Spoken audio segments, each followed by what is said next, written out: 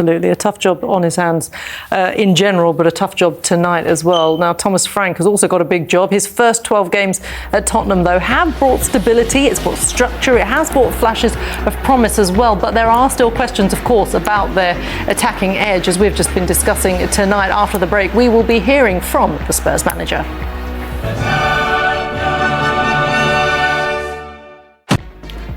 Welcome back, everyone. It is a big night of Champions League action across TNT Sports and Discovery Plus, and our focus is in Monaco, where Thomas Frank has made 3 changes to his side from the weekend. Archie Gray is in. He makes his first Champions League start as Jed Spence makes way. In midfield, Lucas Bergwall is in for Xavi Simons, who starts on the bench. And up top, the target man is Richarlison. He is in for Matthias Tell, who is ineligible. That's the team news. Let's hear from the man who made the decisions. That the Spurs boss, Thomas Frank, is with Liam McDevitt. Thomas, good to see you. 3 changes tonight. Firstly, Archie Gray gets his first start in the Champions League for you tonight. Say again, sorry, last bit. Gray gets his first start in the Champions League tonight, and 3 changes for you. Yeah, you know, a little bit of freshen teams up to keep that energy, intensity, because it's so important with so many games. Looking forward to see Archie. He's done very well for us in the last 3 or 4 weeks in training, so he's ready. And Richarlison in today. When we spoke yesterday, you said you wanted your team to be creating more chances. You've been sharing the goals at the minute. What do you need from him to go and lead the line? I think Richie has started the season so well in many ways, and then dropped off a tiny bit, and hopefully he can pick up again, playing with the intensity he needs, make sure he arrives in the box, because he's such a threat in there. And another chance for Danso today. You're missing Romero. You're defensively sound. It's at the forward end that you want to see a few more changes, but another great chance for Danso tonight. Yeah, Kevin, you know, he's just every coach's dream. He's reliable, trained well, fantastic character, and every single time he step in, he just performs. So did it in Bordeaux, did it in the weekend against Villa. Both games, I think he's one of our best players on the pitch on the day. So I'm confident he will perform well again today. And the games are coming thick and fast. Where do you see this one being won tonight? I think there are a couple of things. I think we need to play with very good intensity, and I think the defensive side of the game, in terms of the high aggressive pressure with intensity, the middle pressure, that will give us a lot of transition as well, and then we need to be brave. Thomas, good luck. Appreciate it. Yeah, Thomas Frank's had 12 games to settle into life at Tottenham. Half of those games have been wins, just a couple of defeats. And one standout player who's actually he just seems to have evolved so well, really understood the assignment, is Mohamed Kudus. Yeah. He's doing so well. Everything that we knew about him that was good during his days at West Ham, he seems to be doing it to another level under Thomas Frank. Yeah, definitely. I think there was some question marks over him last season at West Ham, but this season he's been so efficient at Spurs.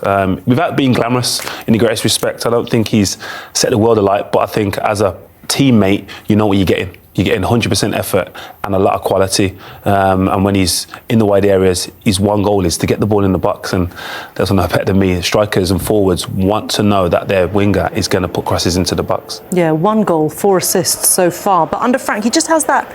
Just adds a bit of sharpness to the attack and intensity off the ball as well, Les. Yeah, I think, you know, he works hard. You know, he does his defensive duty as well. But when he gets balls, this is what I like about him. He'll stand people up and he'll get the balls in the box and he'll go past people, and he's got that little bit of flair. They've lost Kulusevski, they've lost Maddison, and he's just come in and he's slotted in really nicely, and you sort of like almost can't wait for those players to come back, because you think with all that attacking verve that they've got, they'll go on, and as Julian said, every time he gets the ball, bang, he wants to get it in the box, and as a centre forward, and that's why we were talking about Solanke, because you felt if Solanke was there, all last season he was crying out for this, and now Kudus is doing it. He's not there to put the ball in the back of the net, but I think he started the season absolutely fantastic for Spurs. You lose Son, you lose Kane, and then you get a player like Kudus who's just got the makings of being someone, you know, a real Tottenham legend, but it is just that focal point up front that Tottenham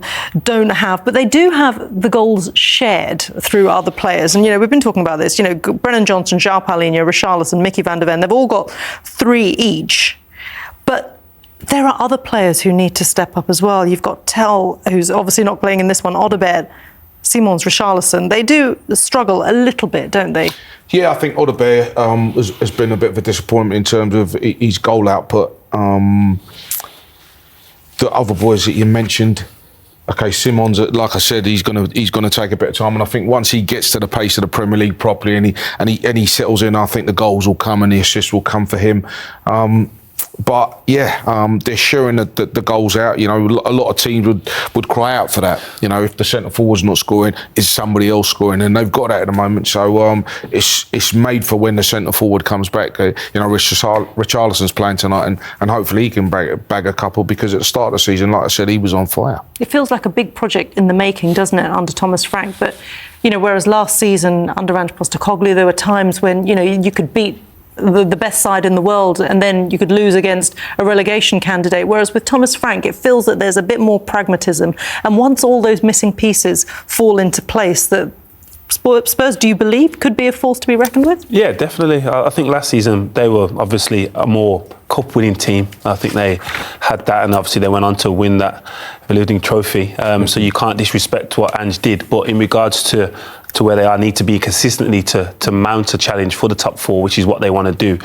Yes, Thomas Frank has a more capability and a more settled structure and a more balanced structure to do that. But yeah, they need someone to probably be more prolific in front of goal, take that responsibility, but also need to get a lot of players fit. That's always the question mark, isn't it, as we enter like the most busy period of the season as well. It's a busy one for Sébastien Pocognoli, but he will be hoping that the new manager bounce can reignite Monaco's Champions League campaign under him. Thomas Frank, meanwhile, he's targeting a place in the history books tonight to go unbeaten in his first 3 Champions League games in charge at Tottenham. Kick-off is after the break. Got to have a team news for Tottenham for you. Tottenham Hotspur, who lost for just the second time under Thomas Frank against Villa at the weekend. He makes changes tonight, 3 of them from that 11. This is the team he's gone with in Monaco. Archie Gray gets a start at centre-back. Lucas Bergwijn comes in. Richarlison restored to the number 9 position. Jed Spence and Xavi Simons both dropped to the bench.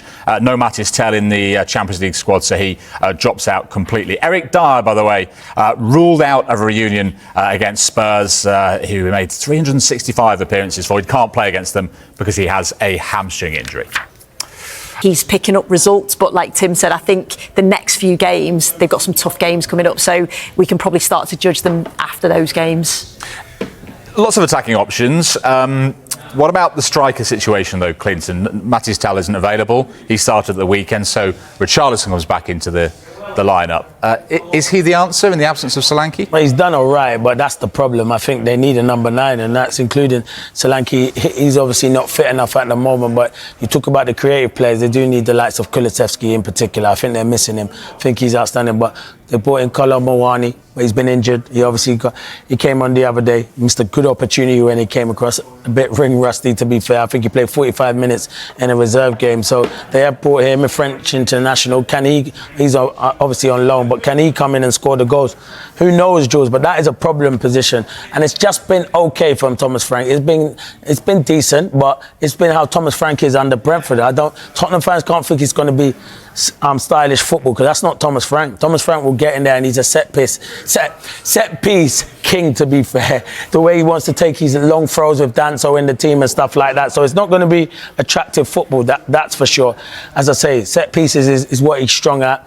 And it's going to take time for Tottenham, and I think Tim's right. When they beat Man City, we were surprised, a good result, but then they were lucky against Wolves to score late, lost to Aston Villa. I know Villa are in good form, and also about Bournemouth. So these next round of games they've got are really tough. They'll define Tottenham's season, and it's a big game tonight as well against Monaco. Interesting, isn't it? I mean, obviously they had the Europa League win under Postecoglou at the end of last season, but it was such a turbulent campaign, Jamie. And you think where they ended up in the Premier League table. You look at them now, they're back in the top 6. They're 2 points off Manchester City in second. Thomas Frank just seems to be pretty plain sailing, just managing things in his usual unassuming way.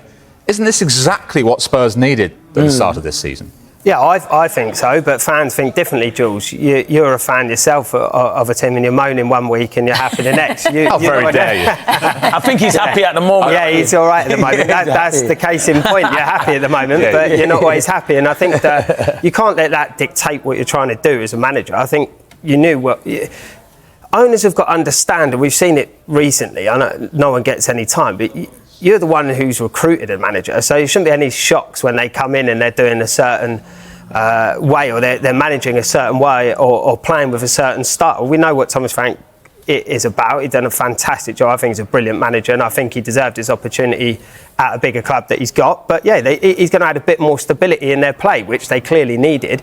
I think they miss, like Tim said, I think Maddison's a massive miss for anyone, because he creates a lot, and I think you can then be a little bit more solid behind. I think Kudus is, they already love him at Tottenham, the Tottenham fans, because he's electric when he gets the ball, but he's not going to be on that every week. So I think... what is success for Tottenham this year? Well, yeah, and that's the other thing, because they've won a trophy last season. Exactly. So now it's like, do you win a trophy every year? They haven't won a trophy for... how many years before? I can't remember what it was, but it was a long old time. So I was born, yeah. Yeah, well, yeah, so quite, 50 for 49 years, quite a while. But yeah, I think, what are they going to win this year? I mean, they don't want to win everything. They've got the Carabao Cup, they've got the hardest draw in that, they go away at Newcastle. Yeah. It's tough. I think having stability in the league is a win for Tottenham this season. The fans won't want to hear that necessarily, because they want to win something tangible. They actually want to win a trophy, but ultimately they've got to get their league position, because then the recruitment comes easier. Yeah. You get into Europe, you can get better players. If you don't do that... Tottenham don't struggle about getting players into their squad. Now, they've got different ownership there, maybe they'll pay a little bit more money, but the worry I have is they don't win anything. What is success for them? If they finish 8th in the league, don't win it, it's a failure of season. Stability. We know that Ange had his eye on that one tour competition with Europa League, and he successfully navigated his way to the trophy. Open top bus, should be a statue of the man outside at the ground. There won't be. And he knew he was going to get sacked. And the worry I have, even in Europa League games like this, where are the kids? Where are the academy boys? There is 0 academy boys, because their pathway is being banged up by bang average players, what they're bringing in from the continent, unfortunately. So how do they rectify that? Well, it starts from the top. It was always an objective for us when I was there. Is it not an objective anymore then? Well, it doesn't look like it. If it is an objective, it's not being carried out, is it? Because they've got no interest in the academy at the moment. And you ain't telling me there ain't good enough players there. There is good players there, but who's fighting for them? Who's giving them the opportunity? Who's telling Thomas Frank that these boys are good enough, and to stop spending 30, 40, 25, or whatever the millions are on players, and big wages on bang average players, when the kids can do exactly the same job?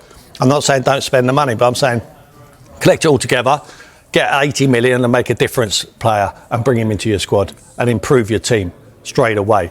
Don't just... From the outside, success has to be where you finish in the Premier League. Fans will say it's a trophy, but to win a trophy, like you said, they had to sacrifice everything in the league last season to win a trophy. And most trophy teams, who clubs of not in the top 6 kind of level, have to sacrifice everything to try and win a trophy, because you're going to have to play those games as if they're top Premier League games, and other clubs don't do that. So Tottenham, for me, to go year on year to get better, you have to progress in the Premier League. So they have to finish higher than they did last year. It's not going to be hard. They're definitely going to do that, but I don't think they can break in the top 4. Interestingly, there are a few younger players on the bench for Spurs tonight. 3 teenagers, including 16-year-old Janai Byfield. But it's Richarlison who leads the attack. And just to bring you the fixtures, because Clinton said there he thinks this is a potentially season-defining period for Spurs. Just to demonstrate it, Monaco away tonight. Then they go to Everton at the weekend. Then they go to Newcastle in that tough League Cup tie that Tim alluded to. Then they've got Chelsea in the league. Then Copenhagen in the Champions League. Then Manchester United and Arsenal, followed by Paris Saint-Germain in the Champions League. So, as Clinton says, it's a tough month or two for Tottenham, starting that game away to Monaco tonight.